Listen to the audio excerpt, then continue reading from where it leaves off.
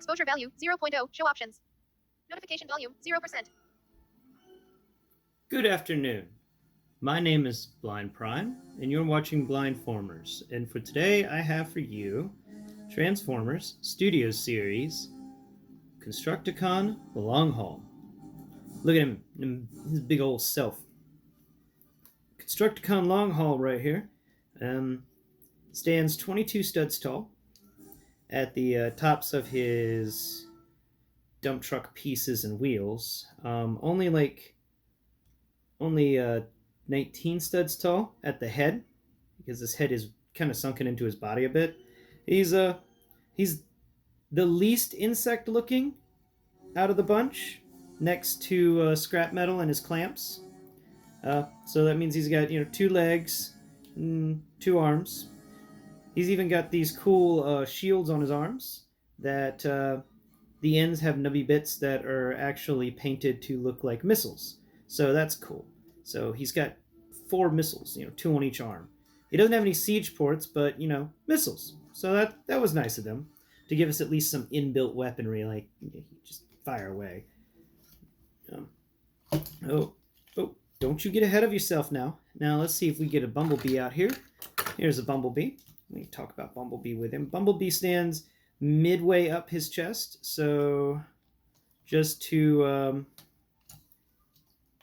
above the lower abdomen area for him.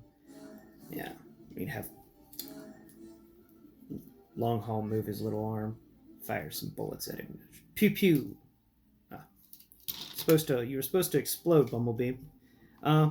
Anyway, he's got some great texturing to him. Like even his toes, you can feel individual rivets. It's quite interesting. And things are textured very well in these studio series. So if you're looking for something that has really cool texture and you can spend a lot of time feeling around, you can to just get new details that you missed last time.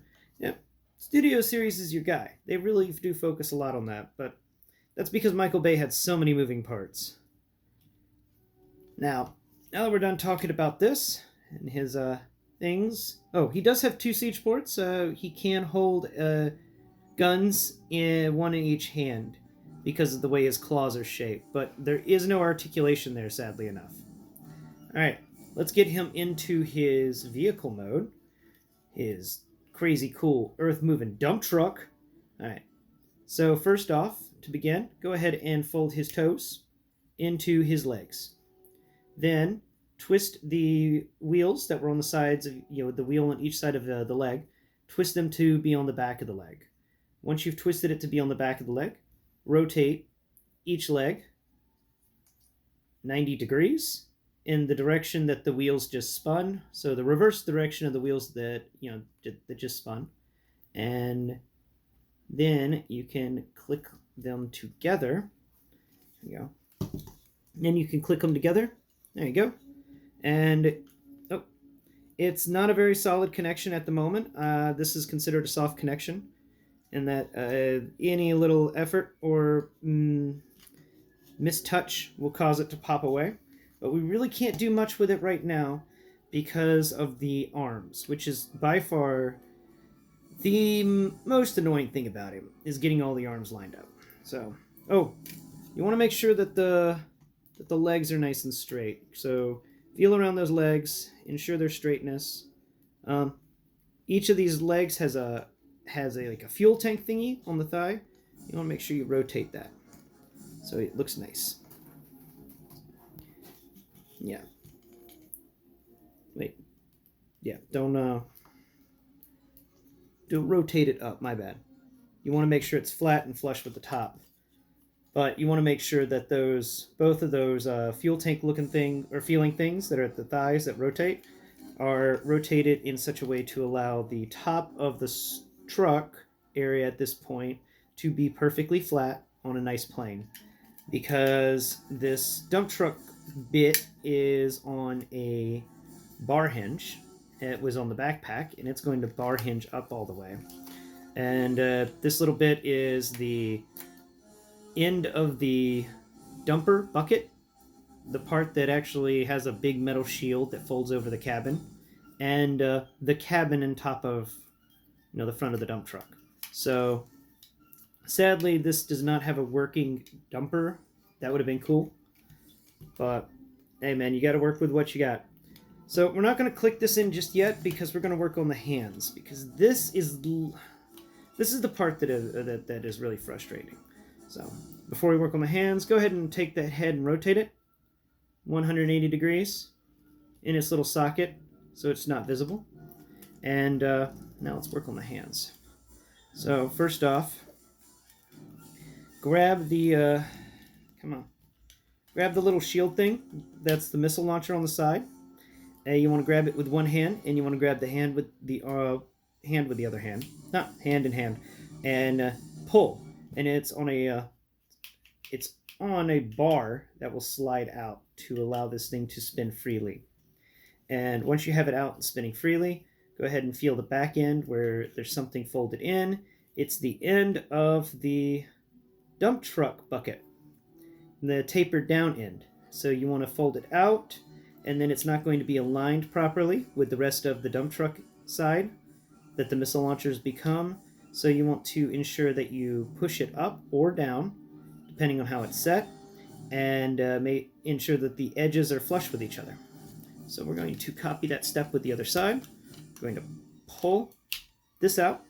We're going to rotate it 180 degrees. We're going to flop out that, and we're going to slide it in.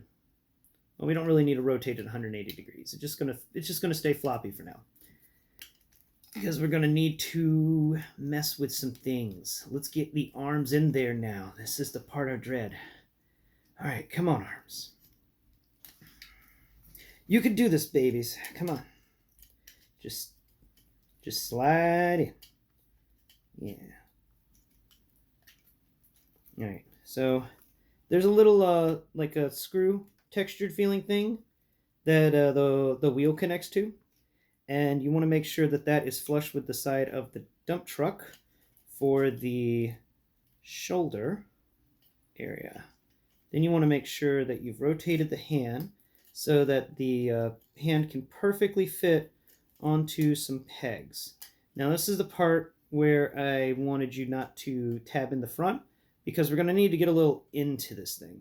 So line up the hands, both of them, and then we can slide things in together. So find the end of the wheel. Ensure the end of the wheel is going the little spoke part. So we're just going to be rotating this all sorts of in and around.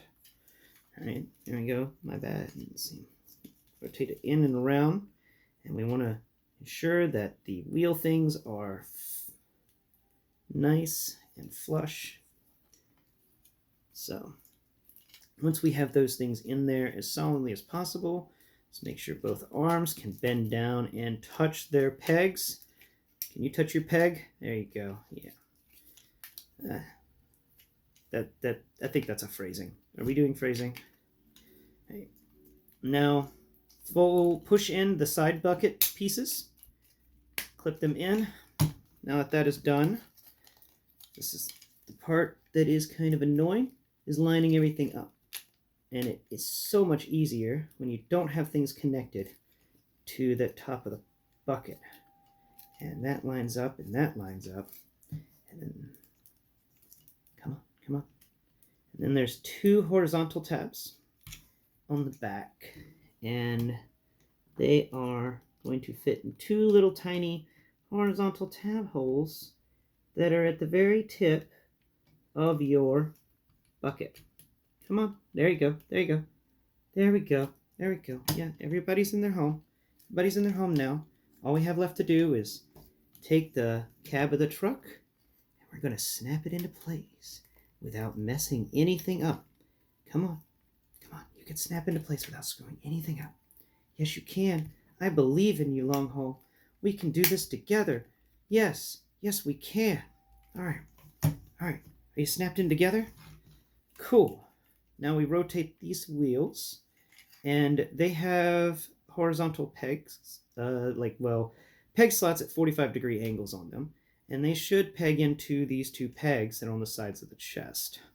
So There are horizontal pegs and horizontal peg slots, and oh good lord, there's this tiny crease there. Can I fix it without screwing everything up? Here, let's try it. No, I'm not. I'm not going to try it.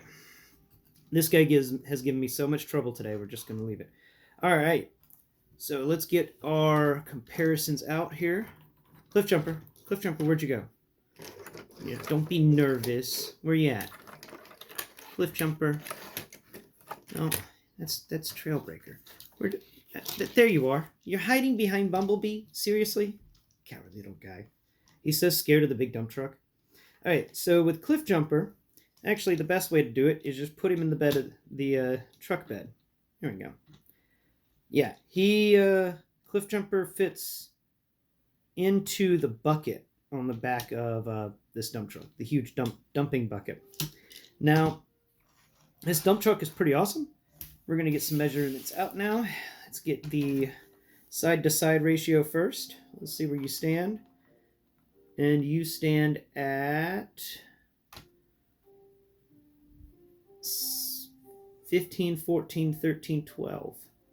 12 studs wide by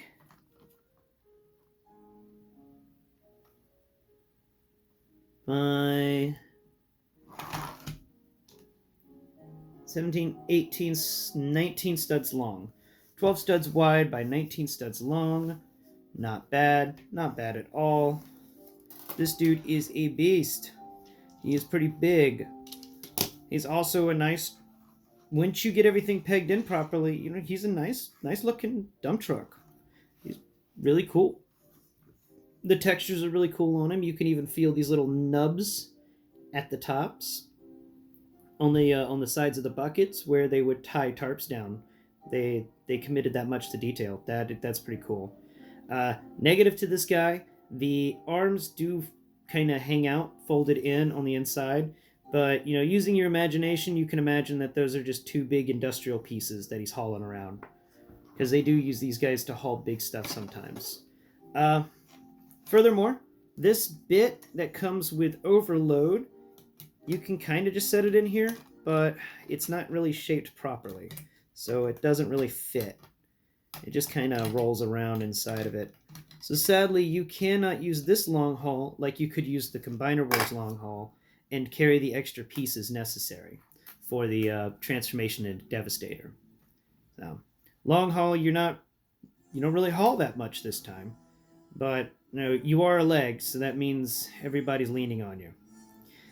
Anyway, as ratings go, this guy's transformation is a 7 out of 10, and this guy's playability factor, other than those last steps with the arms, getting everything lined up, he's super cool.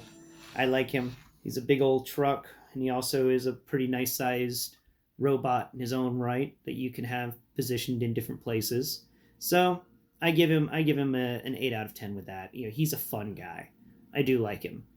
The only negatives to him is the fact you can't rotate his hands, and that his bucket doesn't do things. Like, they could have made the transformation so that the bucket was its own piece. That would have been awesome, but I understand why they didn't do that.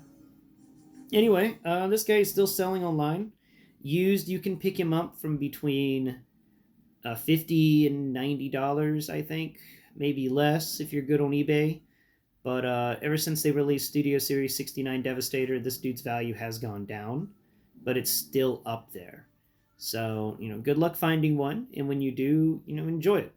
Many people bought a lot because they're army builders, because of that scene in the movie, Revenge of the Fallen, with all of the Longhauls that were getting blown up by explosions.